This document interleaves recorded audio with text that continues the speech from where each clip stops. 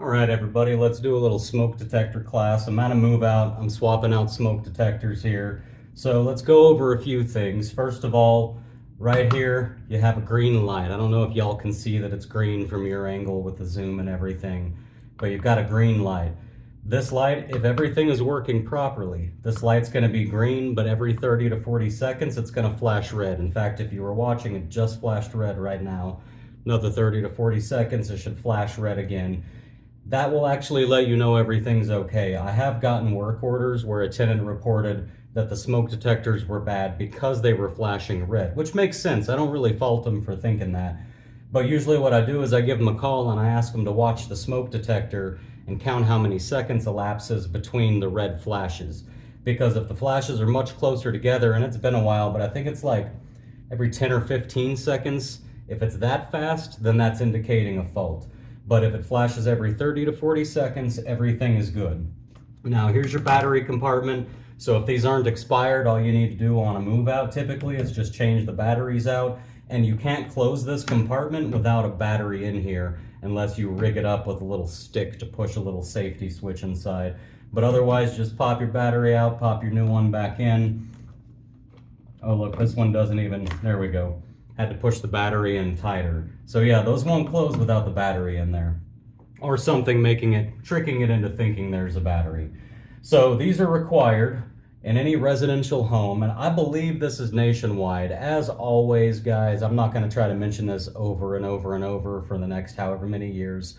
Check your own codes, know your own stuff for your local areas, but generally speaking, the way that these work is you're gonna have to have one for sure, no matter what. One smoke detector in every single bedroom or every room that a person might sleep in. If it has a door that can be shut, even if it's not technically a bedroom, you should still have one in there because people are going to use them as bedrooms.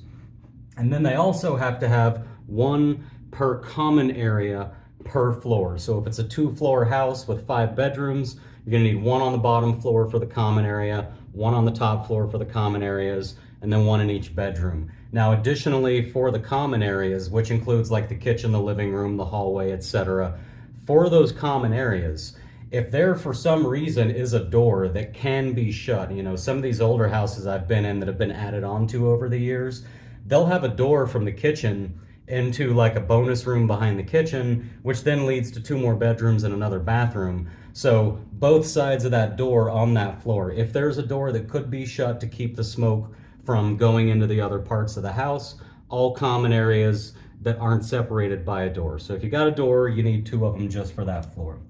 Now let's go into expiration dates, because these really I've almost never seen one with an expiration date. So with a lack of expiration date, let me pop this off and bring it closer. So what you're gonna see, and they'll be in different places with different models, but this is the date that it was made, not the day it expires. This one is 2002, June 11th. So the general rule of thumb, and there are some smoke detectors that are 7 years, 10 years, 11 years, 12 years.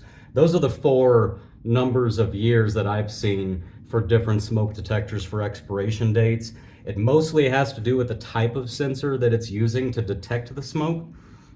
But this one is 2002, and we're in 2023. So this thing is literally 21 years old. Should have been changed when it was 10 years old. And I know this property has had multiple tenants in and out of it over the years, which means every handyman that ever came through here and every property manager, or maybe the property managers told the handyman to check the smoke detectors and they just didn't. But this whole house has been 2002. So this guy's 10 years old, definitely needs to be replaced. So now that you're gonna replace it, first thing you wanna do is just back these screws out just a little bit, not a whole lot, guys. Just back them out enough so that you can turn the plate to where the screw goes into the sort of the slot that you stick it into. You can take that whole plate off. Now, before you put your new plate on, you're gonna need to yank these wires out, because if yours is very old, and I know they changed these wires up over the years, just so that you have to buy new adapters or new detectors. But once you get that off, you can just take all your wire nuts off. Of course, the black is your hot. If you want to take that one off first so you don't shock yourself, you can. I'm an adult and y'all are adults. I don't really care if y'all turn off circuit breakers. I'm not going to tell you that you must be safe. For me, I've shocked myself 1,000 times. If I'm messing with this guy and I accidentally shock myself, I'm just going to go, and then I'm going to keep on moving because for me, it's not a big deal. And I used to work avionics on planes, so I'm very aware. They say it takes 0.015 amperes, which is almost, it's 15 milliamps essentially that it takes to stop a heart. I'm just not buying it, you know? So I'm gonna do what I do. You guys do what you do. I'm not gonna tell you gotta be safe, and y'all don't need to remind me that I need to be safe. And then we're gonna hook this guy back up. So let's go ahead and do white on white. Now another thing that some of y'all might wanna comment is that I didn't twist these wires together before I put the wire nut on. That is not required. It's not required, and it's not required. And if you actually twist these like this with the wire nut, and then you take the wire nut off, so watch. We're gonna take this wire nut off, and look, now they're twisted together already via the wire nut. But that is not required. You can do it if you want to, or you can not do it if you don't want to. But get your colors hooked back up, red to red, black to black, white to white. Black is your hot, white is your common. This red is what connects this smoke detector to all the other smoke detectors in the house. So if this one goes off, all the other smoke detectors in the house are going to go off. If a smoke detector in another room in the house goes off, this one will also go off. They're all tied together so that everyone in the house gets woken up when the smoke detectors go off. Now, another thing you might want to know, because here's a job you may get called out on someday, I've had a few of them, is a tenant reports that at like 1 o'clock in the morning or something like that, all the smoke detectors in the house went off, every single one of them. And maybe this happened twice now, so they want you to go and figure it out. Well, here's the problem. Usually the tenants end up pulling the batteries out and unplugging the smoke detectors because they can't figure out how to get them all to stop. But if they didn't do that, if they don't do that, if all they do, and they'll go flip the breaker on the breaker panel, which is also a bad thing to do if you want to be able to figure out what happened. But if your smoke detectors keep the power applied to them, if nobody disconnects them and removes the batteries and stuff, you need to go read up on whatever brand of smoke detector that is, but they will nearly always have a flashing light pattern on the front, and I believe with the general kitties, and y'all can correct me if I'm wrong, it very well could be. I always want y'all to research your own stuff. But it's something like every 10 to 15 seconds, you're gonna get a red flash. Instead of 30 to 40 seconds, every 10 to 15 seconds, you'll get that red flash from whichever smoke detector last initiated the whole house going off. So if that happens, if you get called to a house where that happens, they can still hit the hush button, I think on any smoke detector in the house, and it should shut all of them off.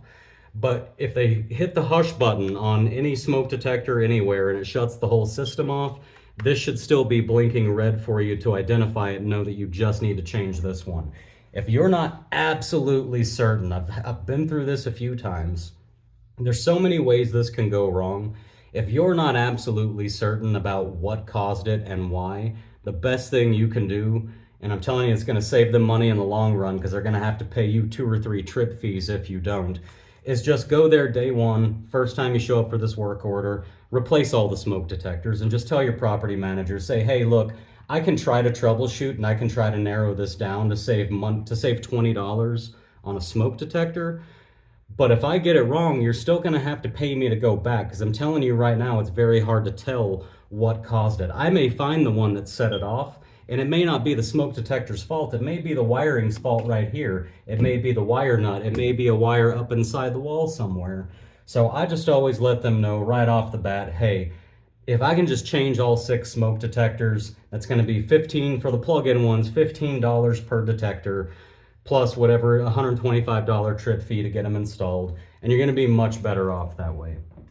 But anyways, I digress. You've got your new connector in here now. You just pop your plate back on over those existing screws. Let me back that one out a little more. There we go. Slide your plate around to where it's all the way into the grooves. Tighten your screws. Super easy, barely an inconvenience. This right here is your safety tab for your battery. It's not really for safety, it's just to make sure you don't want the smoke detector armed and waiting to detect smoke using up a battery while it's sitting in Home Depot. So when you get it out of your box and you're about to install it, just pull that little yellow tab out, and then you can come in here and just hook these guys up. Pop the wiring back in. Boom. Now I'm not going to test this one right at this particular moment because I get tired of hearing it. So I'm going to get them all in and then I'm going to go around and test them when I'm done. But the next step, well, I'll test it for you guys. Here we go. Horrible. Hate it. Absolutely hate it.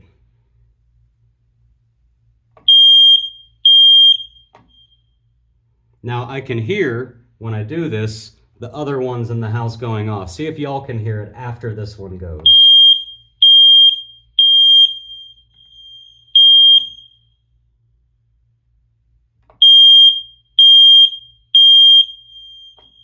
You hear that? So the other ones in the house are going off, but you do need to check every single one of them before you're done.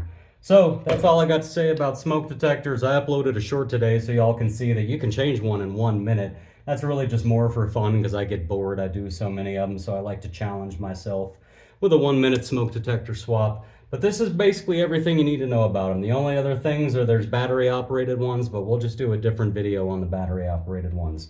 So y'all take it easy.